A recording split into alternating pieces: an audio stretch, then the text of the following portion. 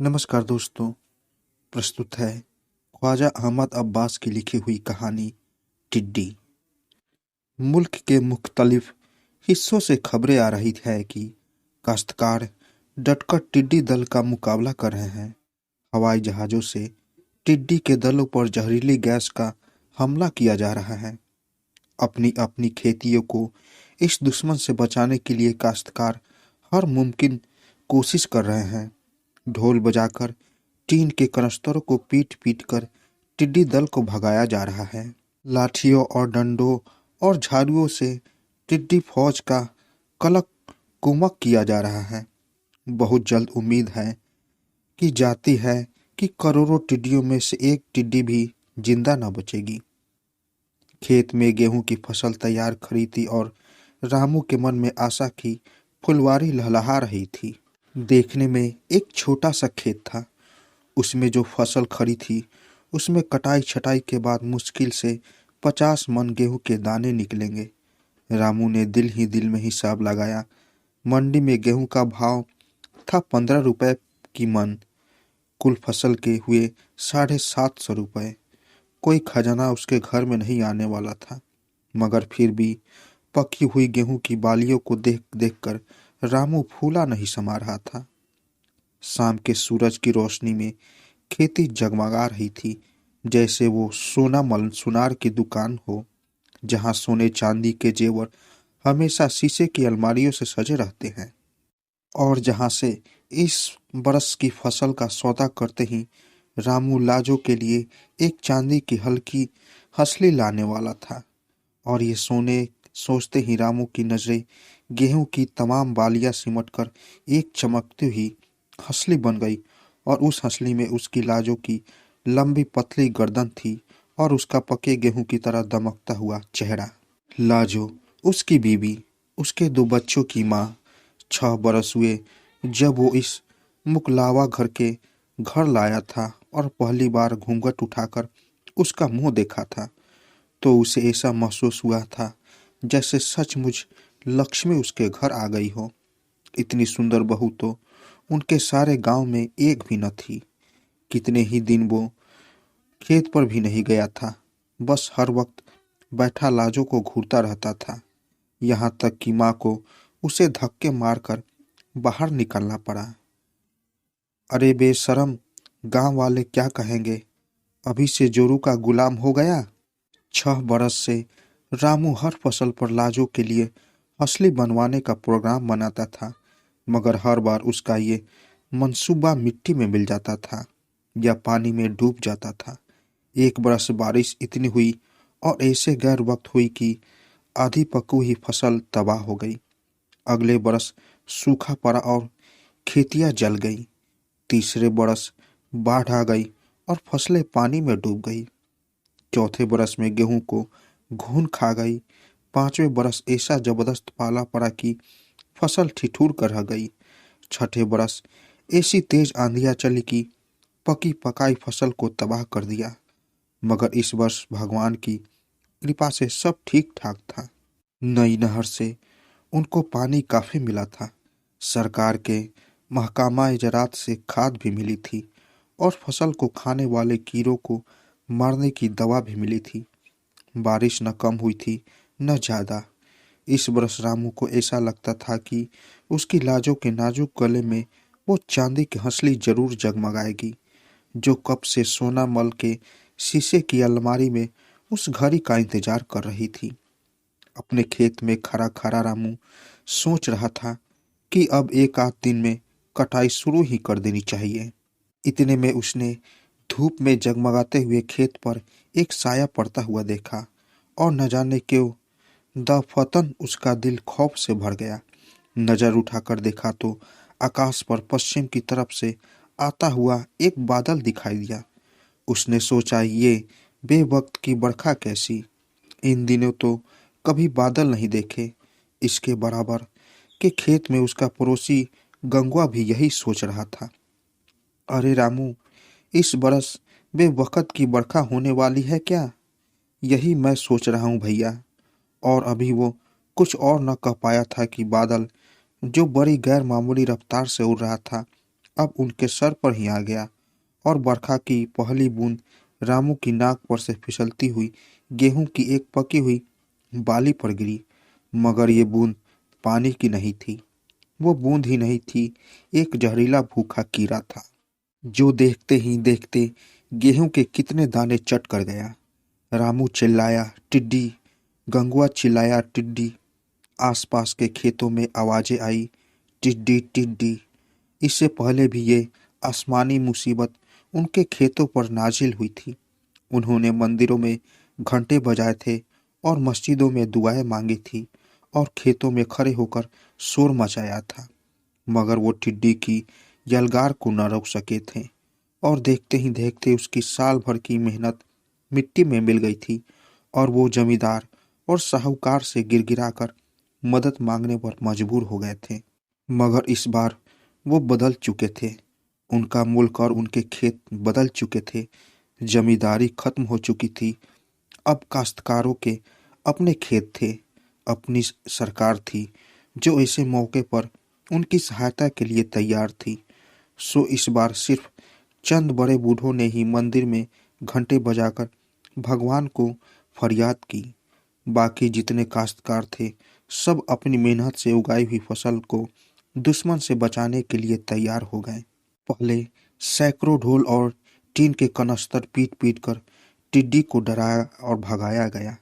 फिर भी दुश्मन पसपा न हुआ तो किसानों की फौज लाठियां और डंडे लेकर उन पर पिल पड़े। औरतें और बच्चे भी पीछे नहीं रहे, झाड़ुए ले लेकर टिड्डी दल का सफाया करने लगे। मगर दुश्मन इतनी आसानी से हार मानने वाला नहीं था। 1000 टिड्डियां मारी जाती तो 10,000 और आ जाती। ऐसा लगता था कि आसमान में एक सुराख हो गया है और इसमें से टिड्डियों की मुसलसल बारिश हो रही है। लाखों टिड्डियां, करोड़ों टिड्डियां, फिर भी मुकाबला करने वालों ने हार नहीं मानी। रात के अंधेरे में भी मसाले जला जला कर दुश्मन पर हमला करते रहे। टिड्डी का मुकाबला करने में सबसे आगे रामू था। दिन भर रात भर उसने न खाया न पिया न पल भर आराम किया। उसके पड़ोसियों में कोई भी हिम्मत हार जाता और कहने लगता कि इस आसमानी बला का हम मुकाबला नहीं कर सकते, भगवान ही हमें इसे निजात दिला सकता है। तो रामू ललकार कर कहता, अरे मर्द होकर जरा से कीड़ों से हार मान गए। पूरे 6 महीने खून पसीना एक करके तो ये फसल उगाई है, अब इसे दुश्मन के हवाले कर दे। चलो उठो, हिम्मत न हारो। रामू को तो ऐसा लग रहा था कि ये टिड्डी उसकी जानी दुश्मन है, जो उससे उसकी खेती ही नहीं उसकी जिंदगी की सारी खुशियां और कामयाबियां छीनना चाहती है। उसको ऐसा लगता है कि ये टिड्डी उसकी उगाई हुई फसल को ही नहीं चट करना चाहती, बल्कि उस चांदी की हंसली को भी दीमक की तरह खा जा रही है जो वो लाजो के गले में देखना चाहता है। और कभी कभी तो उसको ऐसा महसूस होता कि एक बहुत बड़ी टिड्डी अपने मनहूस पंजे लाजो की नर्म नर्म गर्दन में पैवस्त करके उसका खून पी रही है। और ये सोचते ही वो लाठी लेकर टिड्डी दल पर टूट पड़ता और लोग हैरत से देखते कि रामू में ये बला की ताकत और अथक हिम्मत कहाँ से आ गई। और फिर रात भर की मेहनत के बाद सुबह सवेरे जब उन्होंने देखा कि पूरब से एक और टिड्डी दल उड़ता चला आ रहा है, तो एक बूढ़े ने लाठी फेंकते हुए कहा, अब तो भगवान ही हमारी सहायता करे तो हम बच सकते हैं। और उसी लम्हे में उन्होंने आसमान से आती हुई एक धू धू की आवाज़ सुनी, जैसे कोई जिन्नाती जसमत की शहद की मक्खी करीब आ रही हो।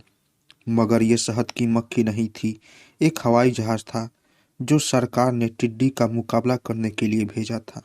देखते ही देखते हवाई जहाज ने हवा में एक डुबकी लगाई और उनके खेतों पर से नीचे नीचे उड़ने लगा और उसकी दुम से हजारों निकलकर एक भूरे रंग का बादल सारे खेतों पर छा गया। अब उन्होंने देखा कि गेहूं पर बैठी हुई टिड्डियां टप टप जमीन पर गिर रही है और दम तोड़ रही है। तो रामू की खेती बच गई, उस जैसे और हजारों काश्तकारों की खेतियां बच गई। रामू कटाई करता जा रहा था और सोच रहा था कि ये नई ताकत जो अब हमारे पास है, उसके मुकाबले में 100 टिड्डी दल भी आ जाए तो हम उनको शिकस्त दे सकते हैं। और फिर अनाज को गाड़ियों में लाद कर वो मंडी ले गया।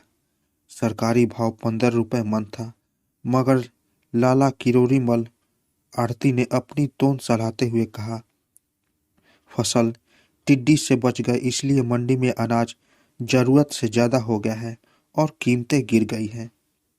तो क्या आप चाहते थे कि टिड्डी हमारी फसल को खा जाती तो बेहतर होता? ये तो मैं नहीं कहता, मगर कीमतें जरूर बढ़ जाती। अब तो इतना अनाज मंडी में आ गया है कि मैंने जो चंद रोज के लिए खरीद की बंद कर दी है। और फिर किसी कदर धीमी आवाज में कहा, वैसे 12 रुपए मन देना चाहो तो मैं तुम्हारी मदद कर सकता हूँ, मगर सरकारी रेट तो 15 रुपए मन है। सो तो है, मगर मैंने कहा नहीं, अनाज ज्यादा पैदा हो गया है, हमें जरूरत ही नहीं रही। तो मैं लाला बंशीधर के यहाँ ले जाता हूँ, रामू ने कहा और उधर गाड़ी हाँक दी। मगर लाला बंशीधर ने भी वही कहा जो करोड़ी मल ने कहा था, और जो बंशीधर ने कहा वही लाला शगुन चंद ने कहा।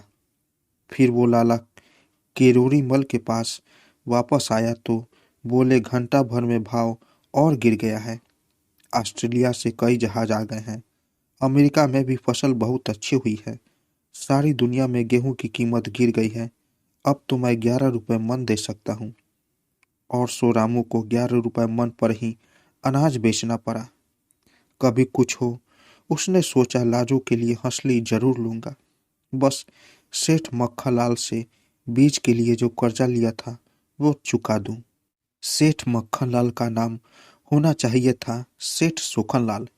दुबले पुतले, सूखे हुए पिचके हुए गाल, मगर रुपए देखते ही उसकी मुरझाई हुई आंखों में चमक आ गई। 200 रुपए असल और 24 रुपए सूद सरकारी और 26 रुपए नजराने के गैर सरकारी। जेब हल्की करके आगे रामू चला ही था कि चौधरी मक्खन सिंह मिल गया, जो नहर का पटवारी था और काश्तकारों के जीवन में भगवान का दर्जा रखता था। जिसको चाहे पानी दे, जिसको चाहे न दे, चाहे कम पानी दे, चाहे ज्यादा पानी दे। मक्खनलाल सिंह की बड़ी बड़ी मूछें खिजाब से काली हुई थी और तेल में डूबी रहती थी, और किसी काश्तकार जिससे रुपया मिलने की उम्मीद हो, उसे देखते ही ये मूछें लालची कुत्ते की तरह दुम हिलाने लगती थी। चौधरी मक्खनलाल सिंह कौल था कि जितना गुड़ डालोगे उतना ही मीठा होगा, जिसका मतलब था कि जितना रुपया नहर पटवारी की जेब में डालोगे उतना ही पानी तुम्हारे खेत में पहुंचेगा। सो रामू ने अगली फसल के लिए पानी का इंतजाम कर लिया, मगर उसकी जेब और भी हल्की हो गई। और जब वो सोनामल की दुकान के सामने से गुजरा और शीशे की अलमारी में लटकी हुई हंसली नजर आई, तो उसने दिल ही दिल में कहा, अगली फसल पर जरूर लूंगा, और नजर झुकाकर गुजर गया।